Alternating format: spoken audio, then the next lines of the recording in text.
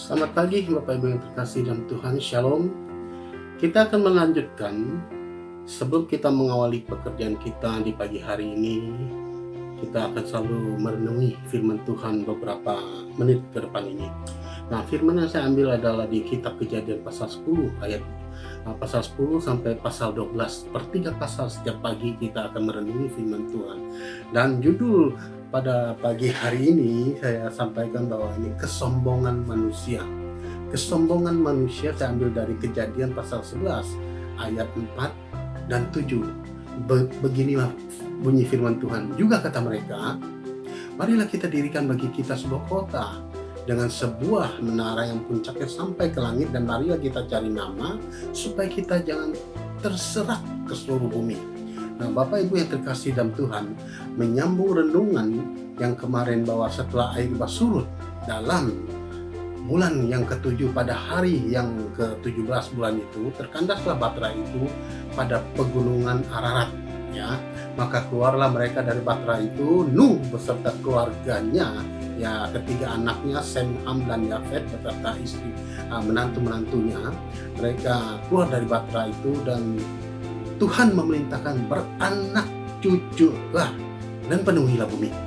Ini adalah kali kedua perintah Tuhan kepada manusia untuk beranak cucu dan penuhilah bumi. Ini adalah yang tidak bisa dihindari, bahwa pertama perintahnya kepada Adam dan Hawa, dan sekarang kepada Nuh dan anak dan menantunya. Setelah dihapuskannya semua manusia itu dari bumi, tapi seiring kelahiran yang turun-temurun dalam jangka waktu yang lama, akhirnya sampailah kepada keturunan yang makin tidak mengenal Allahnya, leluhur mereka, sehingga ada keinginan untuk menyamai Tuhan. Dengan ketinggian hati, mereka membangun suatu bangunan atau menara yang tingginya sampai ke langit.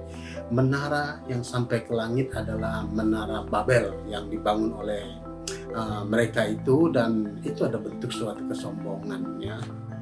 Nah, poin yang pertama yang akan kita kaji bahwa pada pasal ke-11 ayat 6, demikian bunyi firman itu, dan ia berfirman, mereka satu bangsa dan satu bahasa.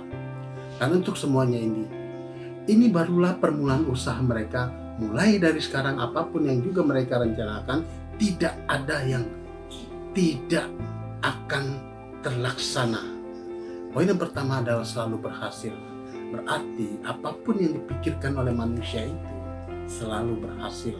Ini firman dikatakan apapun juga yang mereka rencanakan, tidak ada yang tidak terlaksana. Nah, apapun yang manusia rencanakan atau kerjakan pasti berhasil.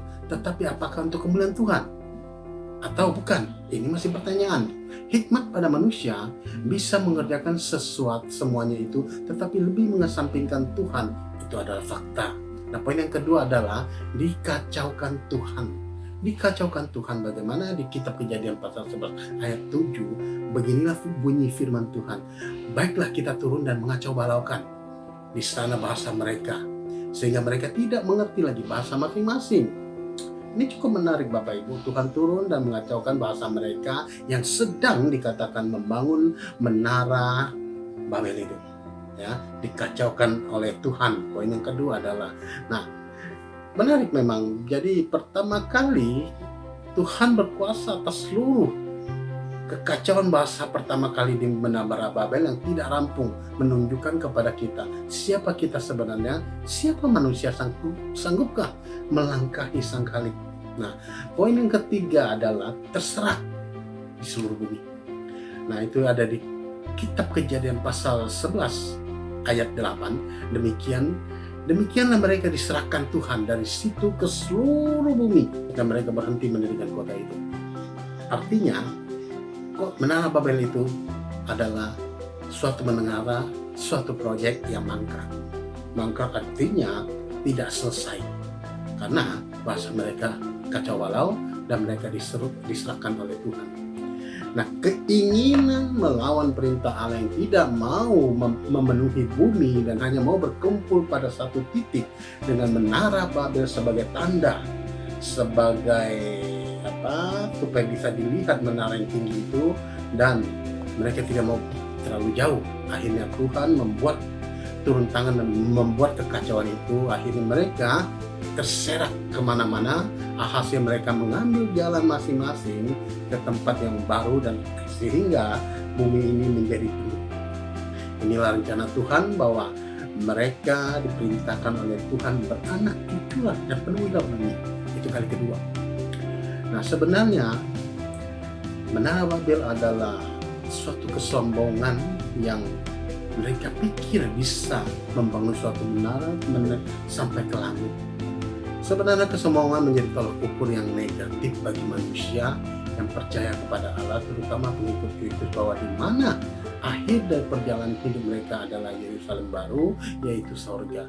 Kesombongan atau tinggi hati tidak pernah mendapat tempat di kerajaan surga. Sebab seperti si iblis atau Satan itu dibuang oleh Allah dari kerajaan kudusnya. Virus ini harus dimatikan dan jangan dibiarkan hidup permanen di dalam diri kita ini. Firman Allah yang hiduplah yang bisa membunuh. Oleh sebab itu, hidupkan firman itu di dalam diri Anda mulai saat ini sampai Tuhan datang yang berikutnya. Semoga dipahami, semoga dimengerti. Tuhan Yesus memberkati. Haleluya. Amin.